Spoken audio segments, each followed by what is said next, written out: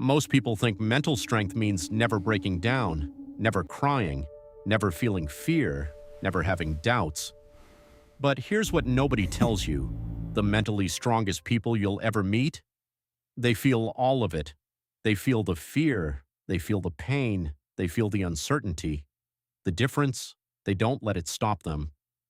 And today I'm going to show you 7 signs that prove, whether you realize it or not, you are mentally stronger than most people around you. If even 3 of these apply to you, you need to hear this video till the end, because you've been underestimating yourself for far too long. Welcome back to the channel, or if you're new here, I'm glad you found this. We talk about real psychology, real mindset shifts, and real tools you can use to build a life you're proud of.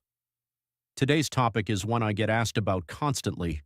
How do I know if I'm mentally strong? Here's the truth. Mental strength isn't about being emotionless. It's not about hustle culture or never needing help. Mental strength is about how you respond when life knocks you down. And the 7 signs I'm about to share with you? These are backed by psychology. These are the real markers. Let's get into it. Sign number 1. You sit with discomfort instead of running from it. Sign number 1, and this one is huge, you can sit with discomfort without immediately trying to escape it. Think about how most people deal with discomfort. They scroll Instagram, they binge Netflix, they eat, they drink, they distract, anything to not feel what they're feeling. But you've learned, maybe the hard way, that discomfort isn't the enemy. Psychologists call this distress tolerance, and it's one of the most powerful skills a human being can develop. When you can sit in uncertainty, in pain, in awkwardness without falling apart, you become unstoppable. Because life is full of discomfort, a job you hate, a relationship ending, a dream that's taking too long. Most people run, you stay. That's mental strength. Beat. If you've ever forced yourself to feel something instead of numbing it, that's you. That's your strength showing. Sign number 2. You've stopped seeking constant approval. Sign number 2. You've stopped, or you're learning to stop, needing everyone's approval to feel okay. This is a big one, because society literally trains us to seek validation, likes, comments, what people say about us at family dinners. But mentally strong people understand something. Other people's opinions are just opinions. They're not facts. They're not verdicts. They're not your identity.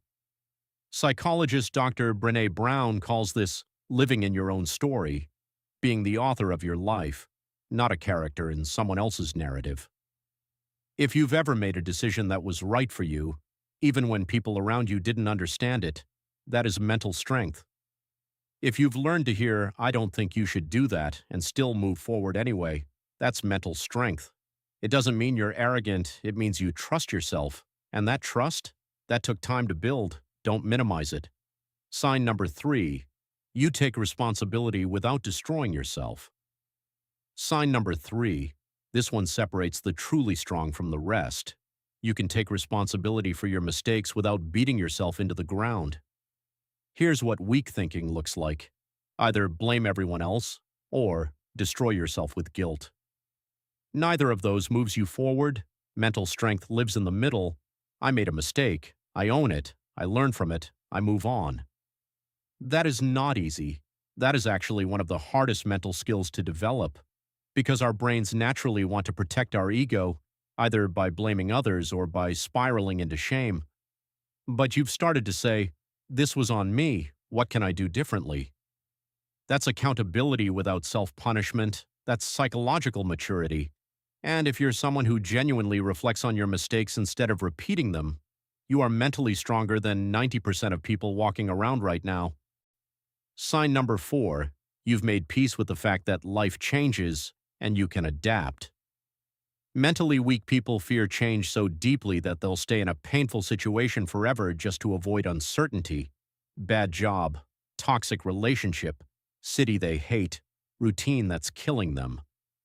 Because at least the pain is familiar, but you've been through enough change, maybe forced change, maybe chosen change, to know something.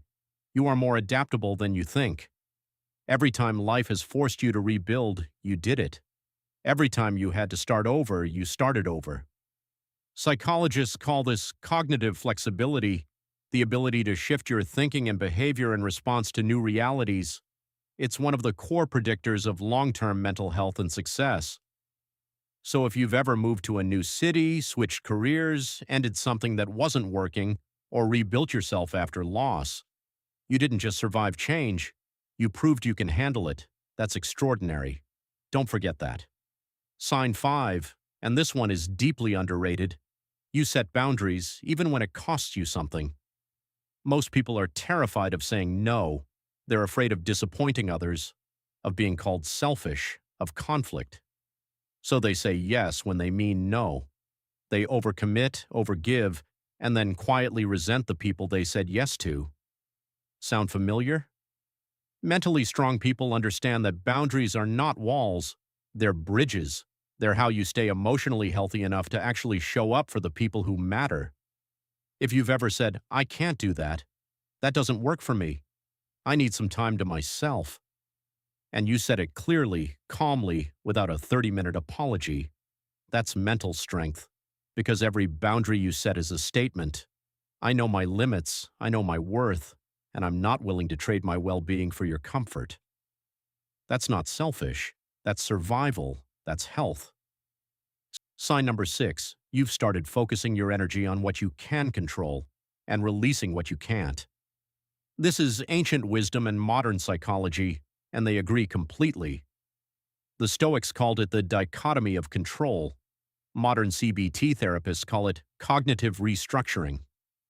Same idea. Mental suffering is largely caused by trying to control the uncontrollable, the traffic, other people's opinions, the economy, what someone thinks of you. Most people pour enormous mental energy into things they cannot change. But you've caught yourself doing this. Maybe you still do it sometimes. We all do. But you've also developed the ability to ask, is this in my control? And when the answer is no, you've practiced letting go. That practice, that discipline, that's not passivity. That's one of the most active and courageous things a human being can do. Because letting go is hard. Controlling everything feels safer. The fact that you've learned, even imperfectly, to release your grip. And the 7th sign, arguably the most powerful of all, you keep going. Even when you're exhausted, even when you can't see the finish line, even when no one is watching. This is called perseverance, and it is the defining trait of every mentally strong person in history. Not intelligence, not talent, not luck. The ability to say, I'm not done yet. And here's what makes this so remarkable about you specifically. The fact that you're watching a video like this tells me something. You're still learning, you're still growing, you're still hungry for more. You haven't given up on yourself. Think about everything you've already been through, the hard seasons, the moments where you almost stopped. You didn't. You kept going when you had every reason to quit. And that, more than any talent or skill or privilege, that is what mental strength looks like. Pause, let it breathe. So let's bring it home. And they might need exactly this reminder.